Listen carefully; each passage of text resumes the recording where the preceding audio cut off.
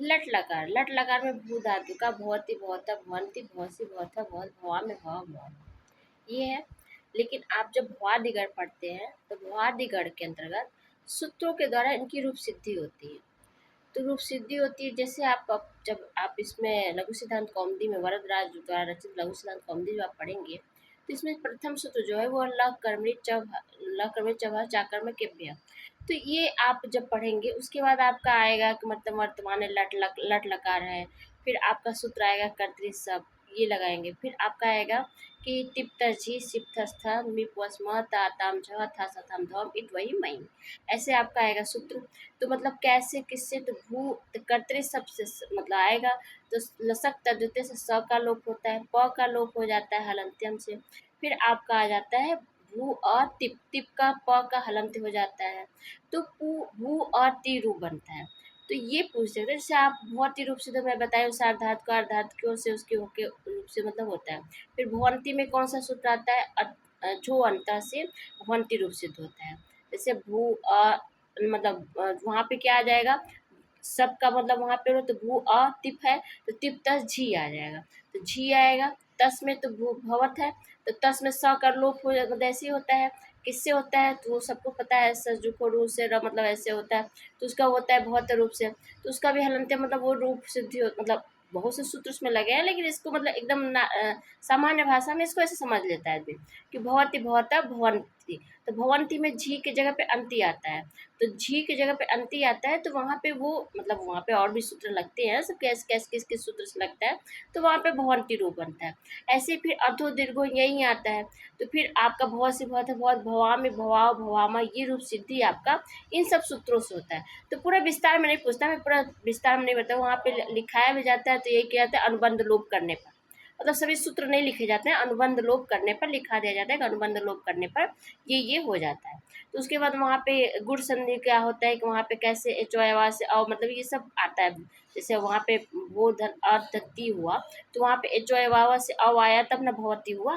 तो वो सब सूत्र आप लोग को ये सब मतलब सबको याद रहता है जो लोग इसकी रूप सिद्धि करते हैं लोग। तो वो हो गया भवती भवता भवंती हो गया, भवसी भवता भवत हो गया। फिर भवान भव भवाम। तो ये आपकी रूप सिद्धि होती है इन सब सूत्रों के लगने का। और भी सूत्र है उसमें, लेकिन सभी सूत्रों को नाम इतना सबको याद नहीं रहता, इसलिए इतना मतलब जो महत्वपूर्ण सूत्र है वो बताए जाते हैं। और यही सब परीक्षाओं में पूछे जाते हैं, किस सूत्र से भवती रूप बना, किस सूत्र से भवता बना, किस सूत्र से भवंती बना, और किस सूत्र से मतलब ये पूरा भवसी भवता भवाम भव भवामा ये बने हैं। तो क्या होगा, तो तिप तस झी, ठीक है। अगर भवसी तो भव सिप, ठीक है। मतलब अगर आपको ये याद होगा तिप तजी सिप था मिप वस मस त आताम झ था सथाम धम इट वही मही, तो आप उसको लगा लेंगे। तो उस पहले वाला क्या है, प्रश्मी पद है। और त आताम झ से क्या आ जाता है, आत्मने पद आ जाता है। तो वहाँ पे आत्मने पद का नहीं, तो यहाँ पे बहुत ही रूप सिद्ध करने हैं आपको ना। तो केवल बहुत ही कितने हैं, 9 3 3 6 3 9। तो तिप तजी सिप था मिप वस मस, तो इतना याद रहेगा आप लोग को। तो भवती भवता भवंती भवसी भवता भवत भवाम भव भवामा, आप लोग उसकी रूप मतलब उसके सूत्र को आप समझ जाएंगे जो इतना याद रहेगा। जैसे टिप हुआ, तस हुआ, झी हुआ, सिप हुआ, थस हुआ, थ हुआ, मिप वश मस ऐसे हुआ। तो इन सब की अंत लोप कैसे होता है ये सब पूरा विस्तार से बताने की जरूरत नहीं है।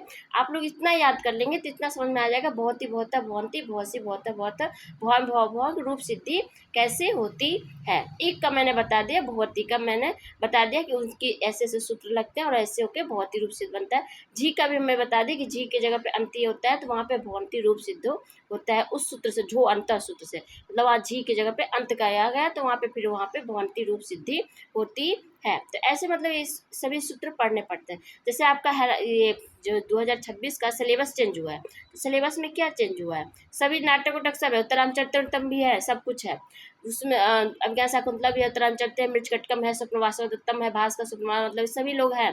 उसके बाद आपका एक नया जो जुड़ा है उसमें जुड़ा है वक्रोक्ति जीवितम। तो वक्रोक्ति जीवितम जुड़ा हुआ है, तो उसमें का प्रथम मतलब पढ़ना है बस वक्रोक्ति जीवितम का। जैसे आप ध्वन्यालोक का प्रथम उद्योत पढ़ते हैं और उसका 10 रूपक का प्रथम प्रकाश और तृतीय प्रकाश पढ़ते हैं, वैसे वक्रोक्ति जीवितम उसमें नया है। और फिर सुक्तों में आपके जैसे आप अग्नि, इंद्र, पृथ्वी, प्रजापति और ये सब मतलब विष्णु सूक्त ये सब पहले से पढ़ते थे और भी जुड़े हैं। उषा सूत्र पर जुड़ा है और आपका ज्ञान सूक्त जुड़ा है, पर्जन्य सूक्त जुड़ा है। तो ये सब सूक्त अभी नया मतलब जो न्यू सिलेबस आया है उस समय ये सब जुड़े हैं, तो ये सभी पढ़ना पड़ेगा। और व्याकरण का तो सब वही सब है, मतलब पहले वाला ही जो व्याकरण था वही है। और मतलब कुछ मतलब सिलेबस इसमें जुड़े हुए हैं जो मतलब नया है, क्योंकि 90 क्वेश्चन अब हो गया ना, पहले 70 क्वेश्चन थे अब 90 क्वेश्चन हो गया।